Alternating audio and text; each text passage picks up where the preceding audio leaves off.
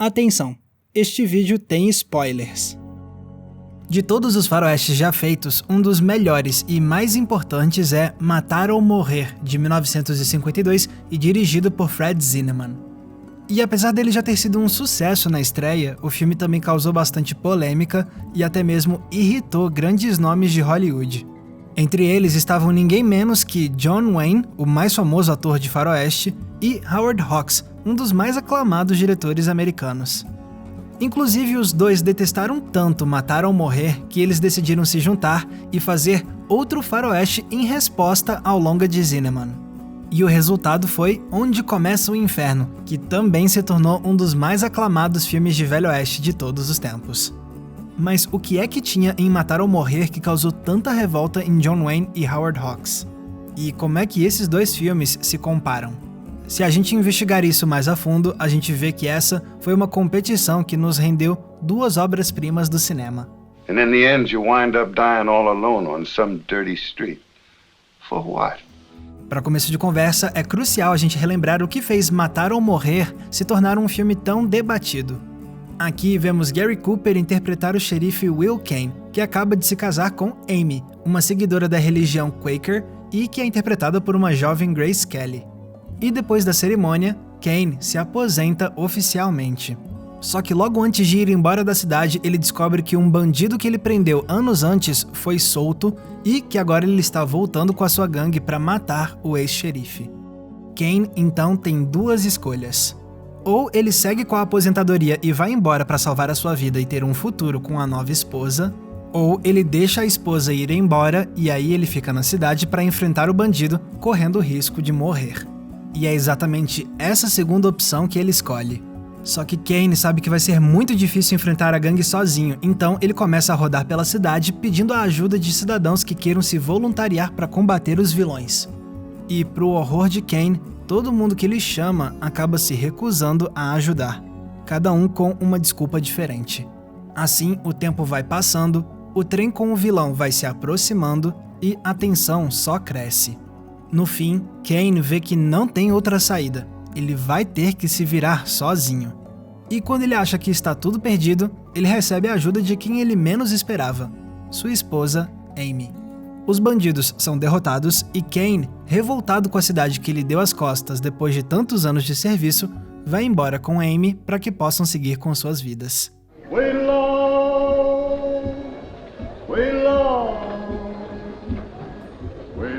Essa é uma história incrível sobre o Velho Oeste.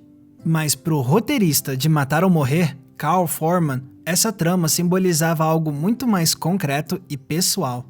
Acontece que o roteirista escreveu a história pensando nela como uma metáfora sobre a perseguição aos comunistas em Hollywood. Naquela época, o governo dos Estados Unidos estava apavorado com a ideia da indústria de cinema estar sendo infiltrada por comunistas. E por isso, eles começaram a criar audiências em Hollywood, nas quais profissionais do cinema que eram considerados suspeitos eram convocados para dizer se eram comunistas ou se eles poderiam entregar nomes de pessoas ligadas ao comunismo. E o próprio Carl Foreman foi convocado para depor, bem na época em que ele estava escrevendo o roteiro de Matar ou Morrer.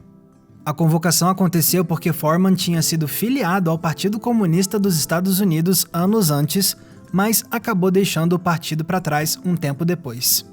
Só que isso já foi suficiente para que Foreman fosse convocado para uma audiência com o governo. E quando essa notícia se espalhou, Foreman começou a ver vários de seus amigos e colegas de trabalho começarem a se distanciar dele, sem oferecer qualquer tipo de apoio. Então Foreman sabia que estava prestes a enfrentar uma grande batalha e cada vez mais ele via que não poderia contar com a ajuda de ninguém.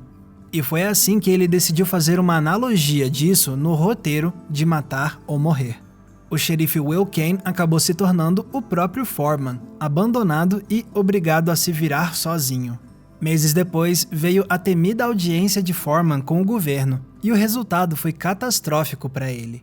Foreman se recusou a entregar nomes para o governo e, por conta disso, entrou para a infame lista negra de pessoas que não deveriam mais trabalhar em Hollywood. Foreman foi demitido da produção de Matar ou Morrer enquanto o filme ainda estava sendo filmado, e ele acabou se mudando para Londres, onde ele sabia que teria uma chance de continuar trabalhando com filmes longe da caça às bruxas que arruinou sua carreira em Hollywood. Mas, ao menos, o Foreman teve a satisfação de ver o seu filme ter um destino melhor do que o dele. Isso porque Matar ou Morrer foi um sucesso de público e de crítica, além de ser indicado ao Oscar em 7 categorias, das quais ele levou 4, incluindo melhor ator para Gary Cooper. Só que mesmo com todo esse sucesso, Matar ou Morrer também conseguiu irritar algumas pessoas importantes da indústria. E ninguém deixou isso tão claro quanto John Wayne e Howard Hawks. John Wayne disse que o filme era antipatriótico por mostrar americanos que se recusaram a ajudar o xerife em um momento de perigo. And he pleads his case. And the men say no, no, no, and the women get up and say you're yellow, you're cowards. I don't think that ever happens in the United States. E Wayne também não gostou nem um pouco da conclusão de Matar ou Morrer. Then at the end of the picture, he took the United States Marshal badge, threw it down, stepped on it, and walked off. I think those things are just a little bit un-American. O celebrado diretor Howard Hawks também criticou abertamente Matar ou Morrer, afirmando: "Eu não achei que um bom xerife sairia correndo como uma galinha decapitada pedindo ajuda para todo mundo. E quem salva ele no final? A esposa Quaker dele. Essa não é a minha definição de um bom faroeste." E o Hawks ficou tão indignado que ele decidiu fazer um faroeste em resposta. O próprio diretor admitiu isso. "Eu fiz Onde Começa o Inferno porque eu não gostei de Matar ou Morrer." E quem poderia ser o astro desse filme resposta? John Wayne, é claro. Foi assim que os dois se juntaram para fazer aquilo que viria a se tornar outro grande clássico. Game-legged old man and a drunk. That's all you got? That's what I got. Em Onde Começa o Inferno, conhecemos o xerife John Chance, que acaba de prender o irmão do temido Nathan Burdett. Agora, Burdett e sua gangue estão a caminho da cidade para matar o xerife e libertar o criminoso. E quando a cidade descobre isso, várias pessoas se prontificam para ajudar o xerife na batalha. Só que Chance não quer o envolvimento dos cidadãos. Em vez disso, ele se une a um jovem, a um pistoleiro bêbado e a um velho manco, para formarem então a linha de defesa contra a gangue que se aproxima. No final, Chance consegue vencer, aceitando relutantemente a ajuda dos amigos e de outros cidadãos. Então, de cara, a gente já percebe como esse filme tenta contrapor a história de Matar ou Morrer. A primeira diferença principal tá na postura do xerife. Ao contrário do personagem de Cooper, o de Wayne não hesita na hora de confrontar o vilão, além de se recusar a pedir ajuda. Ele é um cara que consegue resolver tudo sozinho e sente que envolver os outros pode ser ainda mais perigoso. Isso já demonstra como ambos filmes apresentam duas visões diferentes sobre masculinidade. Em Matar ou Morrer, ser vulnerável e pedir ajuda não diminui o xerife de forma alguma. Para que ele seja um homem de valor, basta ele honrar o seu senso de dever com a comunidade que ele jurou proteger. Já em Onde Começa o Inferno, para o xerife ser um homem de valor, não é suficiente que ele tenha esse senso de dever. Ele também precisa saber como ser autossuficiente. Look, anybody that sides in with me right now is liable to find themselves up to their ears in trouble. Is that why you haven't asked for any deputies? Fora isso, ambos filmes apresentam visões opostas sobre o que seria a essência dos Estados Unidos. Por exemplo, um dos motivos que fez algumas pessoas estranharem Matar ou Morrer era que o filme não romantizava o Velho Oeste como outros filmes faziam. Em vez de mostrar o Oeste como um lugar construído pelo senso de comunidade, o longa mostra um Oeste onde não existe união, onde é cada um por si.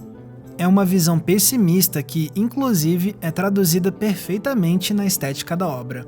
Personagens constantemente suados, planos sufocantes, enquadramentos que evidenciam o senso de isolamento do xerife, tudo nesse oeste é opressor e deprimente. Por quê? Justamente porque era essa a nação com a qual o roteirista Foreman se deparou na caça aos comunistas.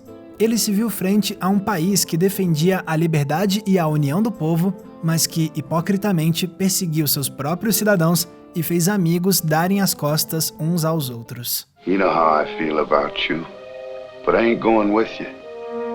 Mas essa visão pessimista vai ser rebatida no filme de Hawks. Aqui vemos justamente a visão romantizada do Velho Oeste como esse lugar onde americanos e estrangeiros, homens e mulheres, velhos e jovens se unem para proteger a sociedade. Neste filme, o cidadão ideal é aquele que consegue se virar por conta própria, mas que também sabe que a construção do tal sonho americano é um dever de todos.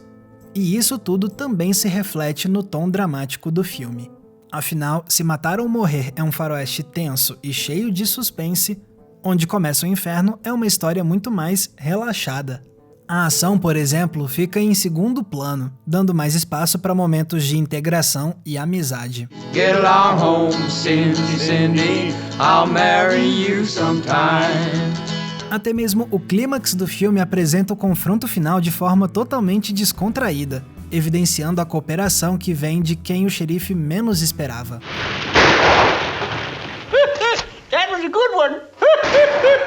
Oh, stop cackling! Todo esse senso de união se manifesta até mesmo nas ações mais singelas dos personagens. Seja com as provocações jocosas, com o xerife dando um beijinho na cabeça de Stumpy, ou até mesmo na forma como Colorado e Dude andam e assobiam em sincronia no encerramento do filme.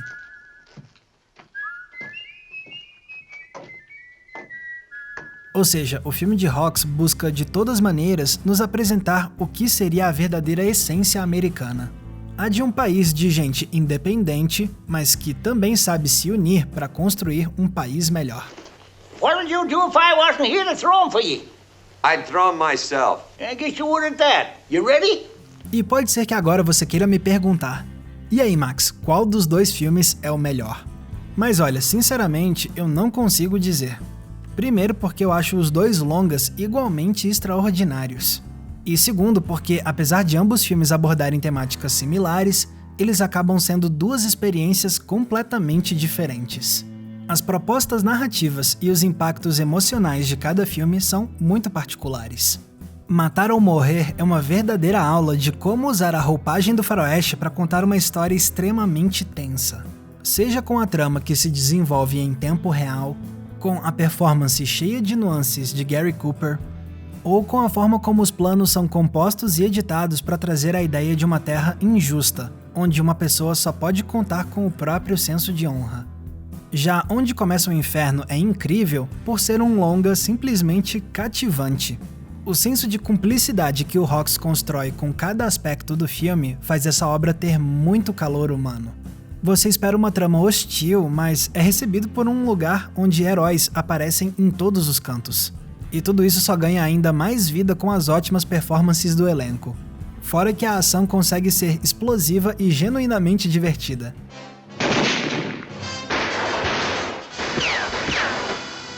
Mas e quanto às ideologias divergentes defendidas por cada filme? Bom, nem isso é suficiente para me fazer gostar mais de um longa ou de outro. Na vida real, eu me solidarizo muito mais com o que aconteceu com o Foreman e eu discordo dos ideais políticos de Hawks e de Wayne. Mas eu ainda sigo admirando os dois longas igualmente, porque cada filme soube pegar os seus ideais e concretizar eles de forma magistral com a linguagem cinematográfica. I think you better go while there's still time. It's better for you and it's better for us. Normalmente eu não gosto muito de ficar comparando em detalhes dois filmes feitos por diretores diferentes. Mas de vez em quando faz sentido sim fazer esse exercício. E esse é o caso dos faroestes que analisamos hoje. Em primeiro lugar, porque eles estão intimamente conectados, já que um foi feito em resposta ao outro.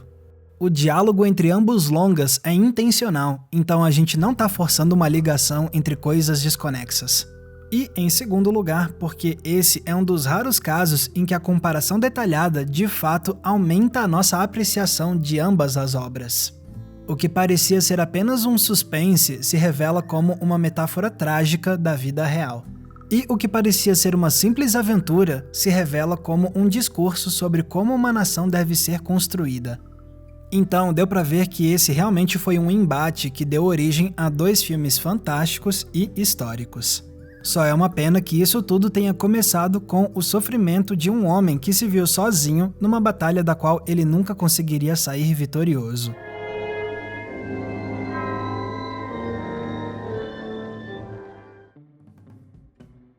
Galera, muito obrigado por terem conferido o episódio de hoje. E se vocês quiserem ver outros conteúdos produzidos por mim além dos vídeos aqui no YouTube, eu tenho 2 recomendações. A primeira delas é você me seguir lá no Instagram, porque eu tenho feito vídeos exclusivos para essa rede social. Basta você me procurar com a @maxvalarezo. E a segunda dica é você se tornar um apoiador do Entreplanos lá no Apoia-se, porque os nossos apoiadores ajudam a financiar o nosso trabalho e para agradecer eu produzo conteúdos exclusivos para eles. Tem dica de filme toda semana, tem live fechada para os apoiadores, tem também um cineclube para a gente debater um filme por mês, é muita coisa legal. Para conferir todos os detalhes da nossa campanha, é só clicar no link que está aqui embaixo na descrição. Lembrando também que se vocês quiserem me acompanhar nas demais redes sociais, é só me procurar usando os nomes que estão aparecendo aqui embaixo. E não se esqueçam, é claro, de curtir esse vídeo e se inscrever aqui no Entreplanos para não perder nenhum dos nossos episódios. Mais uma vez, muito obrigado pela audiência, um abraço e até a próxima sessão.